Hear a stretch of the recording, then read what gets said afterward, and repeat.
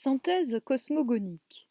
Telles sont donc les principales conceptions égyptiennes relatives à la personnalité du démiurge, convergentes sur certains points, divergentes sur d'autres. Dans une Égypte politiquement et moralement centralisée, la concurrence de ces doctrines posait un problème de logique, même pour des esprits disposés à saisir une même réalité sous des approches différentes, selon la formule de H. Frankfurt. Aussi, les prêtres des différentes villes procédèrent-ils à des synthèses pour concilier à leur manière les données contenues dans des traditions tout aussi respectables les unes que les autres. Très tôt, des efforts furent faits pour concilier partiellement les trois systèmes majeurs, Memphis et Héliopolis et Hermopolis, et, lorsque des villes, anciennement peu influentes, eurent pris de l'importance, leur clergé, non content d'identifier le grand dieu local à Ré d'Héliopolis, reprirent les données des systèmes majeurs et celles d'autres villes encore pour élaborer des synthèses particulières. Ou alors peut-être ont-elles eu le droit de les exprimer, du fait qu'elles soient devenues soudainement plus importantes, ce qui est une autre option. Le bilan de ces travaux savants nous met en présence d'un chassé-croisé inextricable. On avait su combiner la théologie de Memphis à celle d'Héliopolis. Plus tard, on la combina à celle d'Hermopolis. On maria le mythe héliopolitain de Chou et le thème hermopolitain de l'Ogdoade. À Hermopolis, on juxtaposa tant bien que mal les légendes locales relatives aux huit, à l'œuf et au lotus, et la tradition saïte concernant Net Haet, vache primordiale. Dans le Fayoum, les mythes de Saïs, la vache, et d'Hermopolis, l'Ogdoade, furent intégrés dans le fond crocodilopolite, Sobekhré. À Thèbes, on identifia Amon, Ré et Ptah-Taténen. On associa Amon-Ré à l'Ogdoade et aux serpents primordiaux que nommait la mythologie régionale. Pour ne point nous perdre dans le dédale de toutes les subtilités nées de l'esprit égyptien, contentons-nous d'évoquer quelques exemples notoires de synthèse cosmogonite. C'est bizarre, je me suis retrouvée à Paris dans le 11e, là, à l'instant. J'ai fait un saut quantique. Mais j'ai oublié le nom de cette rue. Mais comment je fais pour oublier cette rue? C'est fou, ça. C'est la rue... Ok, la rue de Charode.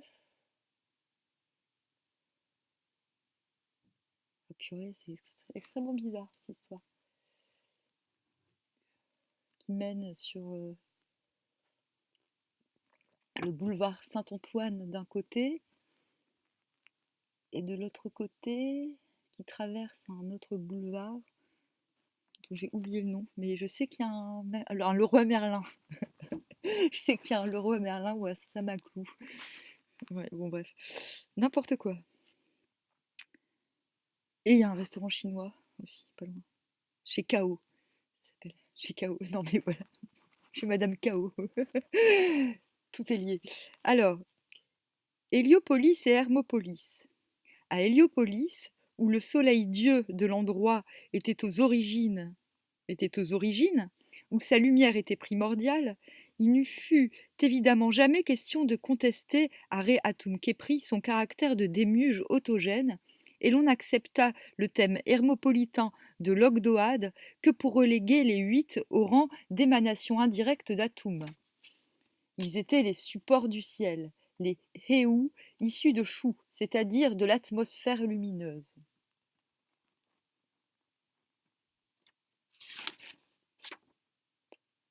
Deux. Héliopolis et Memphis.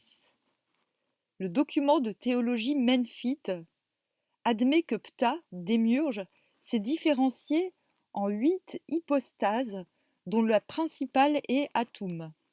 Puis, au Nouvel Empire, on sut concilier le système envahissant d'Héliopolis et la doctrine résolument particulariste de Memphis à la satisfaction des deux parties, en concluant que le démiurge Le futur soleil s'étant tout d'abord manifesté sous la forme d'une terre émergeant, Tatéten, c'est-à-dire Ptah, créant ainsi son propre support, et l'on put invoquer le démiurge à la fois comme soleil et comme terre.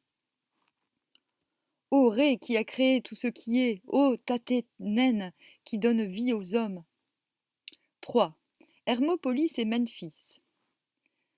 Selon une synthèse memphite de basse époque, le démiurge s'étant d'abord manifesté en ptactonien, a suscité l'Ogdoad, qui a mis au monde le soleil au cœur d'un lotus.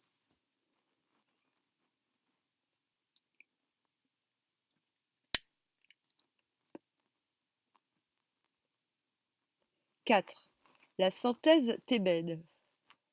À la basse époque, les Thébains, tout en attribuant la création du soleil à l'Ogdoad hermopolitaine, décidèrent que celle-ci était fille d'un serpent chtonien, Irta, celui qui fit la terre, identifié à Ptah-Menphite, lui-même enfant d'un mystérieux serpent initial, Kématef, celui qui a accompli son temps, entité qui, sous le nom de Kneph, était encore connue des pères de l'Église comme ayant engendré le Créateur au dire des Égyptiens. Elle est pas mal aussi, celle-là.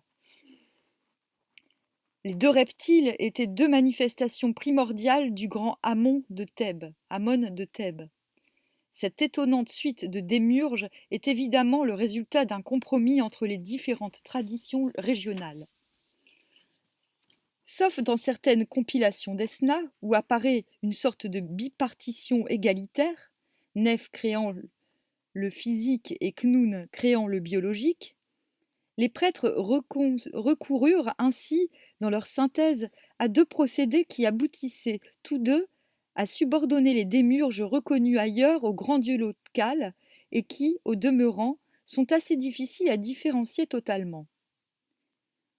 Un procédé plus philosophique constituait à présenter les démiurges étrangers comme des émanations, des hypostases du dieu local. L'autre, historique, consistait à supposer l'existence d'une hiérarchie de créateurs dont le dieu local était le chef.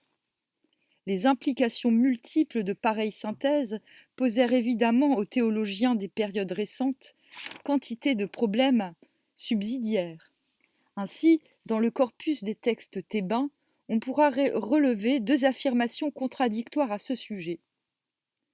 Tantôt l'Ogdoad a été créé par le soleil, tantôt le soleil a été créé par l'Ogdoad. Les théologiens surent justifier implicitement les deux termes de la contradiction. L'Ogdoad fut la manifestation première jusqu'à ce que tu aies parfait son nombre, étant l'un. Esquisse consubstantielle d'Amon-Ré, le collège de 8 ancêtres pouvait être dit son créateur et sa créature. Un autre truc qui me vient en tête, j'ai toujours trouvé que Thèbes me fait penser au mot Tibet. Voilà.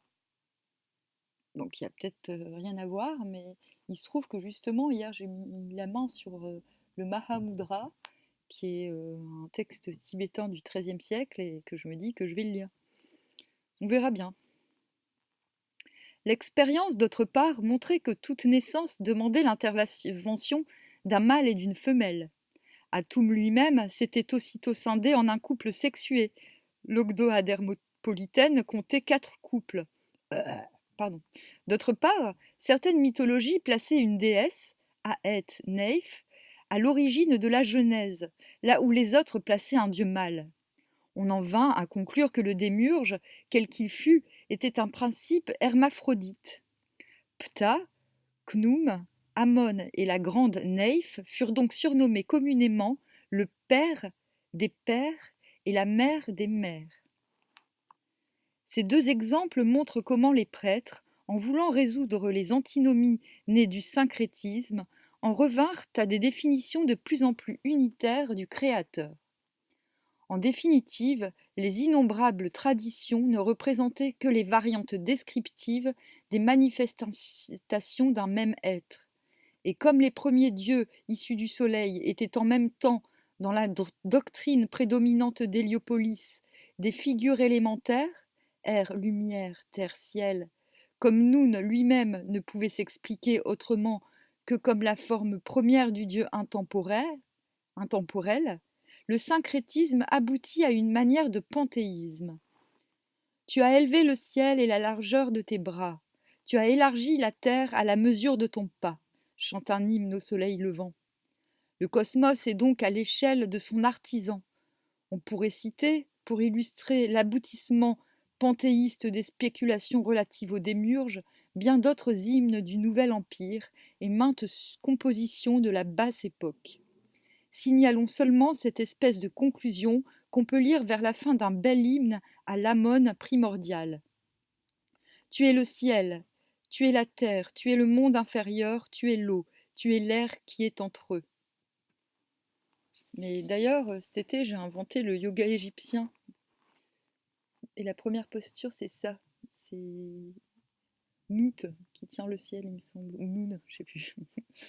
Et faudrait que je retrouve où j'ai écrit cette connerie.